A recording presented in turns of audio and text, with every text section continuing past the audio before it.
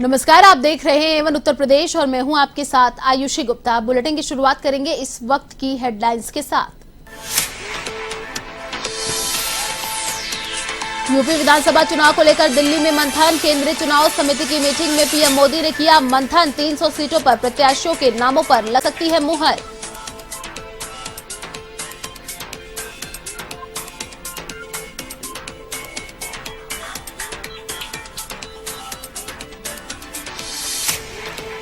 UP Congress ने जारी की उम्मीदवारों की पहली लिस्ट। प्रियंका गांधी ने वर्चुअली किया प्रत्याशियों का ऐलान। 125 उम्मीदवारों में 50 महिलाएं शामिल।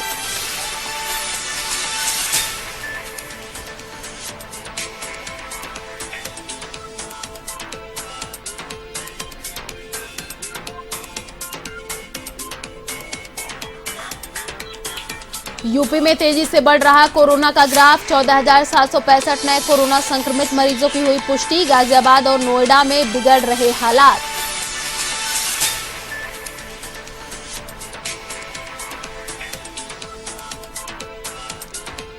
महाराजगंज जिले में आकाशीय बिजली का वज्रपात। अलग अलग जगह पर हुए हादसों में 4 की मौत। बिजली गिरने से दर्जनों लोग झुलसे। डीएम ने दिया मुआवजे का आश्वासन।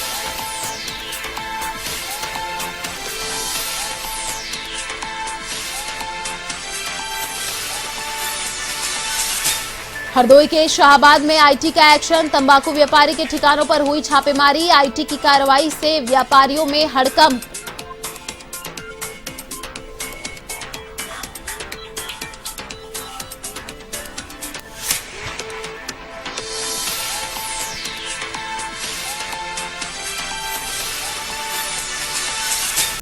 और अब खबरें विस्तार से। देश की राजधानी दिल्ली में भाजपा की केंद्रीय चुनाव समिति की बैठक हो रही है। बताया जा रहा है कि बैठक में 300 सीटों के प्रत्याशियों के नामों पर मुहर लग सकती है।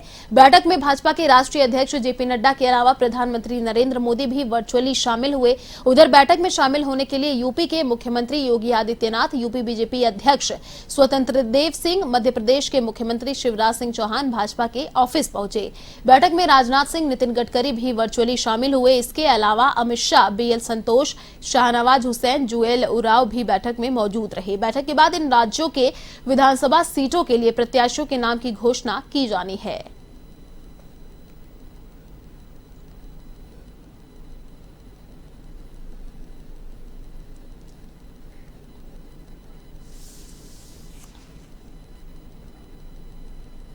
उत्तर प्रदेश में विधानसभा चुनाव को लेकर कांग्रेस ने 125 उम्मीदवारों की पहली सूची जारी की है। इनमें 50 महिलाएं के नाम भी है।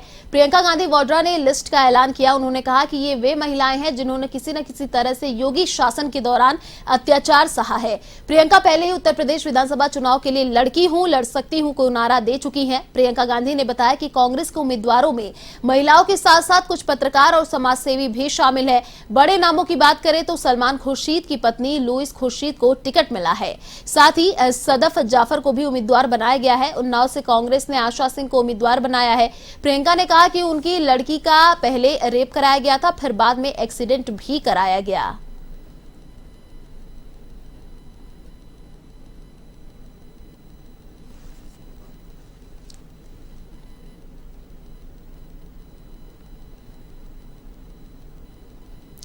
उत्तर प्रदेश की सत्ताधारी पार्टी बीजेपी के विधायकों का इस्तीफा देने का सिलसिला जारी है। इसी क्रम में यूपी के शिकोहाबाद विधानसभा सीट से बीजेपी विधायक मुकेश वर्मा ने पार्टी से इस्तीफा दे दिया है।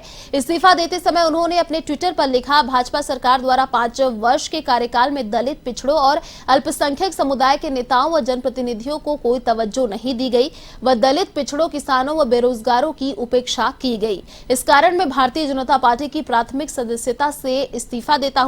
माना जा रहा है कि वो स्वामी प्रसाद मौर्य के खेमे में जाएंगे। बीजेपी के वर्तमान विधायकों के इस्तीफे के पीछे की वजह यह भी सामने आ रही है कि इन विधायकों को पार्टी इस बार टिकट नहीं दे रही है। शायद इस वजह से ही ये विधायक बीजेपी का दामन छोड़ दूसरे दलों में जा रहे हैं। अब देखना यह है कि क्या ये भी बीजेपी के बाकी विधायकों की तरह अखिलेश की सपा का दामन थामेंगे या नहीं।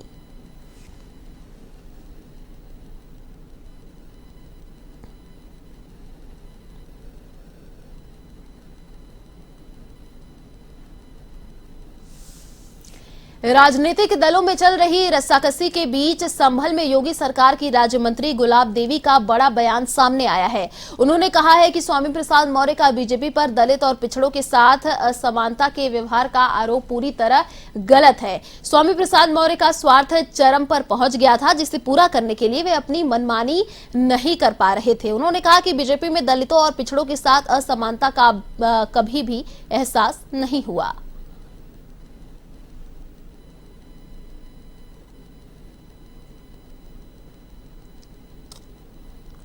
मुझसे ज़्यादा प्रमाण और कोई पार्टी का मिल नहीं सकता।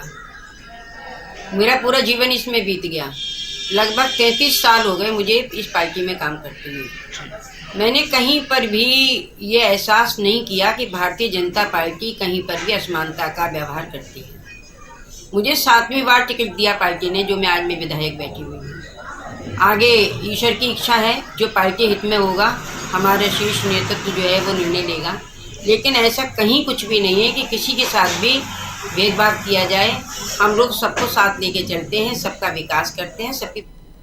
कानपुर देहात में अकबरपुर रनिया विधायक प्रतिभा शुक्ला ने समाजवादी पार्टी में शामिल होने की चर्चाओं को पूरी तरह से नकार दिया है। उन्होंने कहा कि विरोधी असत्य और भ्रामक खबरें प्रसारित कर रहे हैं। वे आजीवन भाजपा की कार्यकर्ता रहेंगी। ऐसे में उन्होंने विरोधियों पर मानहानि का मुकदमा दर्ज करवाने की बात कही। सोशल मीडिया में जो विरोधियों द्वारा सपा में जाने की भ्रामक और असत्य खबरें प्रसारित की जा रही हैं, इस संदर्भ में मुझे यह कहना है, मैं भारतीय जनता पार्टी की ईमानदार, निष्ठावान, समर्पित कार्यकर्ता हूँ। मैं आजीवन भाजपा में रहूंगी और विरोधियों से मुझे ये कहना है, इस तरह की खबरें न प्रसारित करें, नहीं तो मानहानि का मुकदमा दायर करके उनके खिलाफ सख्त कार्रवाई की जाएगी।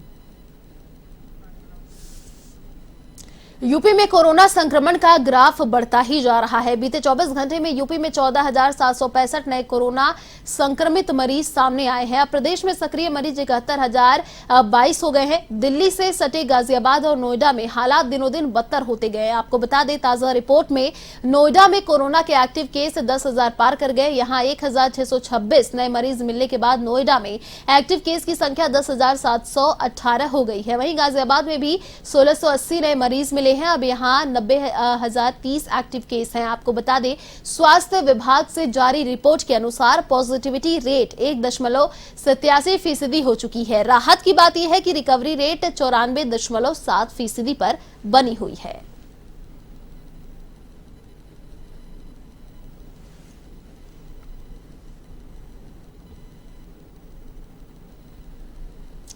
यूपी में विधानसभा चुनाव से पहले आईटी विभाग की छापेमारी जारी है। इसी के तहत हरदोई के शाहाबाद कस्बे में आईटी विभाग की टीम ने तंबाकू व्यापारी के ठिकानों पर छापेमारी की। इधर आईटी की कार्रवाई से कस्बे के व्यापारियों में हड़कंप मच गया। फिलहाल बंगाली तंबाकू के मालिक से पूछताछ जारी है। वहीं मौके पर बड़ी संख्या में आईटी के अधिकारी मौजूद हैं।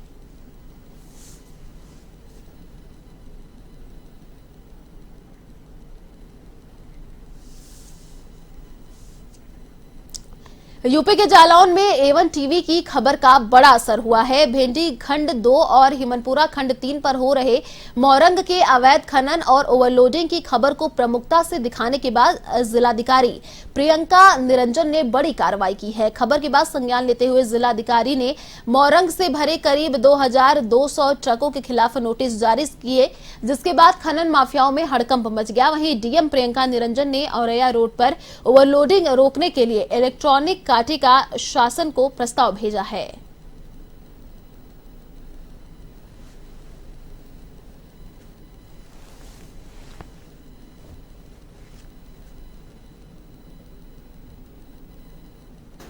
देखिए, प्रशासनिक क्रियाओं को सुचारू संचालन के लिए जो प्रवर्तन की क्रियाएं हैं वो निरंतर चलती रहती हैं। इसी क्रम में कालपी में चेक गेट स्थापित किया गया है, जो आने जाने वाले वाहनों पर नजर रखता है कि किसी प्रकार की कोई अनियमितता है तो तुरंत उसकी कार्रवाई की जाए। इसी क्रम में जो है अब तक 2200 नोटिस जारी किए जा चुके हैं और इसी चेक गेट की जो हमें काफ़ी अच्छे रिजल्ट प्राप्त हुए हैं, तो हम एक औरैया रोड पर भी कुठौन के पास एक चेक गेट बनाने का प्रस्ताव जिला खनिज निधि के माध्यम से शासन को भेजा गया है। शीघ्र ही उस पर भी काम शुरू होगा। महाराजगंज जिले से सटे भारत नेपाल सरहदी क्षेत्रों में एसएसबी 66वीं वाहिनी की ओर से बेरोजगार युवाओं को सशक्त बनाने का कार्य शुरू किया गया है।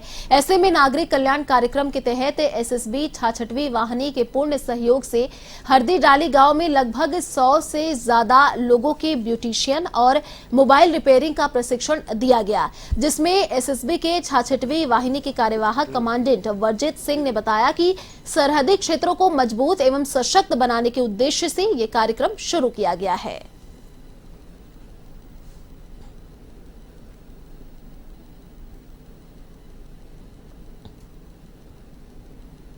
हमने दोनों जो ट्रेनिंग हुआ है, एक इसमें मोबाइल रिपेयरिंग, दूसरा ब्यूटी पार्लर के लिए लड़कियों का था।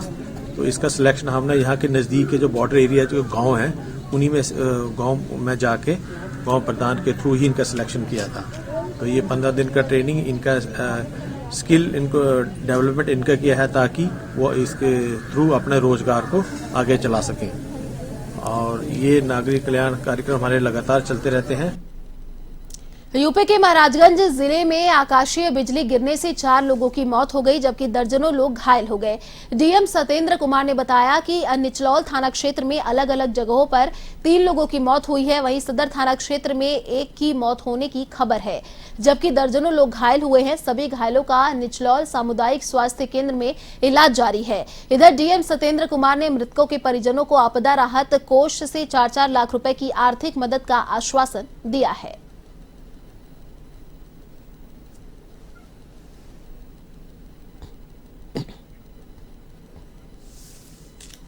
यूपी के बस्ती में एक बार फिर पुलिस और बदमाशों के बीच मुठभेड़ देखने को मिली है। एसओजी टीम प्रभारी उमेश चंद्र वर्मा और एसएचओ गौर संजय कुमार की संयुक्त टीम की बदमाशों से मुठभेड़ हुई। इस मुठभेड़ में गोली लगने से 25,000 का इनामी बदमाश राशिद घायल हो गया, जबकि सिपाही अजय यादव भी घायल हो गया। इस दौरान पुलिस ने बदमाश के 2 साथी इकबाल और जाकिर कुरैशी को गिरफ्तार कर लिया। साथ ही मौके से भारी मात्रा में अवैध हथियार बरामद किए। गिरफ्तार तीनों बदमाश गौ तस्कर बताए जा रहे हैं।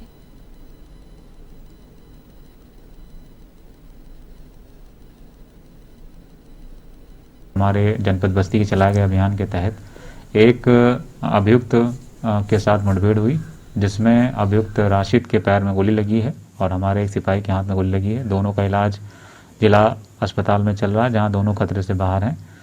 ये अभियुक्त राशिद गौ तस्कर है, अंतर्राज्यीय गौ तस्कर है। इससे पूर्व परशुरामपुर में इसके खिलाफ गौ तस्करी का मुकदमा और गैंगस्टर का अभियोग भी पंजीकृत था, जिसमें ये वांछित था और इसके ऊपर 25,000 रुपये का इनाम था। कल रात्रि में जब हमारी गौर की और एसओजी की टीम इनके तलाश में निकली थी, तभी इनके साथ में मुठभेड़ हुई।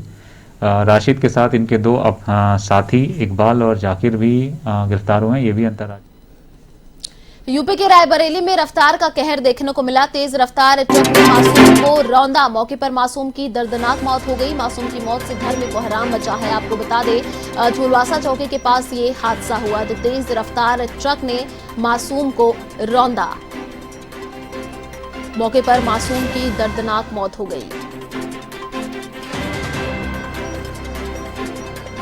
पर यूपी के कानपुर देहात से है, जहां संदिग्ध परिस्थितियों में एक ट्रक चालक का शव मिलने से क्षेत्र में सनसनी फैल गई। ग्रामीणों से सूचना पाकर पुलिस मौके पर पहुंची और शव को अस्पताल की मोर्चरी में रखवाया। इधर मृतक के परिजनों ने हत्या की आशंका जताई है। आपको बता दें कि सिकंदरा थाना के मंगलपुर निवासी भारतेंद्र कटियार का शव सड़क किनारे मिला है। फिलहाल पुलिस मामले की जांच में जुटी है।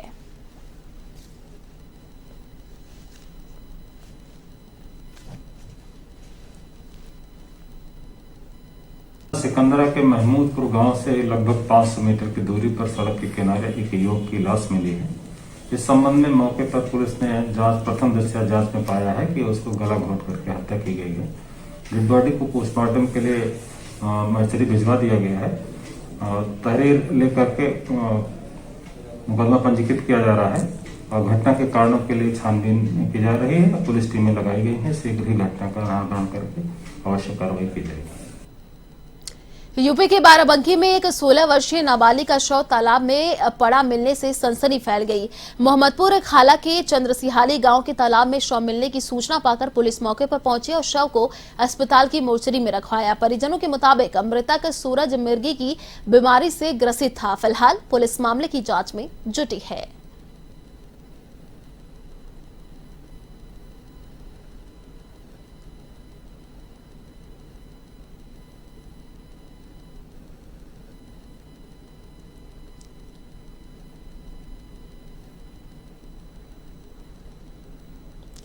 यूपी की बस्ती में बेखौफ बदमाशों का आतंक जारी है। बदमाश दिन दहाड़े लूट की वारदात को अंजाम देने से नहीं चूक रहे।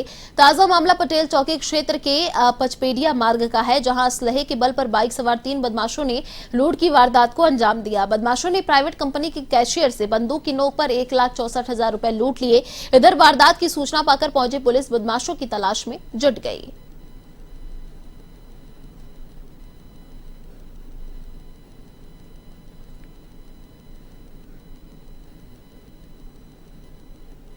एक कंपनी के कलेक्शन एजेंट राहुल सिंह जब कंपनी से सामान नगद लेकर के बैंक में जमा कराने के लिए जा रहे थे, तब उनको रास्ते में 3 लोगों ने रोक करके उनसे असलहा दिखा करके उनके पास जो कैश था 1,65,000 वो लूट लिया। उनकी राहुल सिंह की तहरीर के आधार पर 3 अज्ञात लोगों के खिलाफ लूट का मुकदमा पंजीकृत कर लिया गया है। इन तीनों अपराधियों की गिरफ्तारी के लिए मैंने 3 टीम बनाई हैं जो इस समय अपनी जांच में लगी हुई हैं। शीघ्र इन अपराधियों को गिरफ्तार करके जेल भेजा जाएगा और आगे की कार्रवाई की जाएगी। यूपी के हापुड़ में गौकशी करने वालों पर पुलिस की कार्रवाई जारी है। इसी के चलते गढ़मुक्तेश्वर के अलबख्शपुर गांव में गौकशी की सूचना पाकर पहुंचे पुलिस की आरोपियों से मुठभेड़ हो गई। इस मुठभेड़ में एक आरोपी घायल हो गया। ऐसे में पुलिस ने 2 आरोपियों को गिरफ्तार कर उनके कब्जे से अवैध असलहा और बिना नंबर की बाइक बरामद की।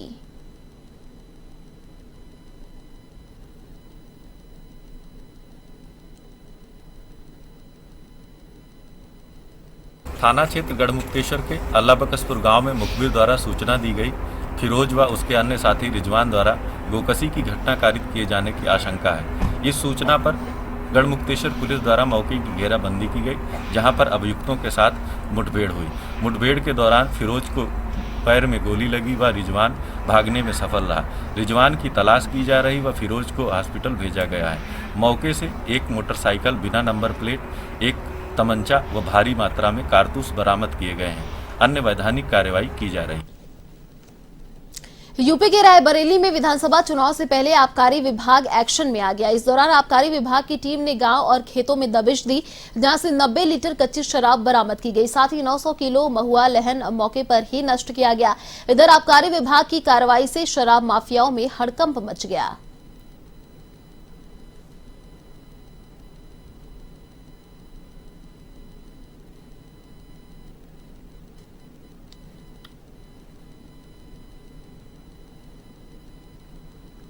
चुनाव को दृष्टिगत रखते हुए शासन द्वारा चलाए जा रहे अवैध शराब के विरुद्ध अभियान के अंतर्गत जिलाधिकारी रायबरेली पुलिस अधीक्षक महोदय के निर्देश पर आबकारी विभाग की टीमों द्वारा जगह जगह दबिश की कार्रवाई की जा रही है।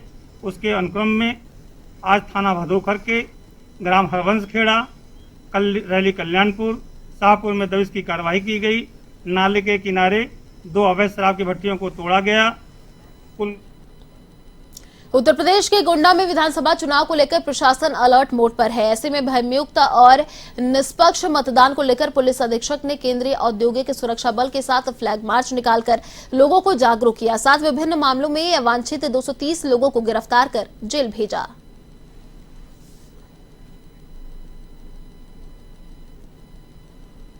के दृष्टिगत आज पैरामिलिट्री फोर्स के साथ साथ कई थानों की फोर्स को इंक्लूड करके हमारे एडिशनल एसपी साहब, सीओ साहिबान, थानाध्यक्षों के साथ में करीब 500 की फोर्स के साथ में आज जनपद गोंडा में पैदल गश्त रूट मार्च करवाया जा रहा है। लोगों के साथ संवाद कायम करके भी ये मैसेज दिया जा रहा है कि आगामी 27 फरवरी को जनपद गोंडा में होने वाले चुनाव को सकुशल ढंग से संपन्न कराना है। कोई भी व्यक्ति चुनाव में गड़बड़ी फैलाने का प्रयास करता है, कानून व्यवस्था खराब करने का प्रयास करता है, तो उन सभी के खिलाफ कठोर कार्रवाई की जाएगी। कल ही जनपद गोंडा में 230 लोगों को पकड़ के जेल भेजा गया है और इसी तरीके से रूट मार्च, पैदल गश्त, संवाद के माध्यम से लोगों को जागरूक किया जाएगा और जो बदमाशी करेंगे उनके खिलाफ कार्रवाई की जाएगी। फिलहाल इस बुलेटिन में इतना ही। देश और दुनिया की तमाम बड़ी खबरों को देखने के लिए आप देखते रहिए A1 टीवी। नमस्कार।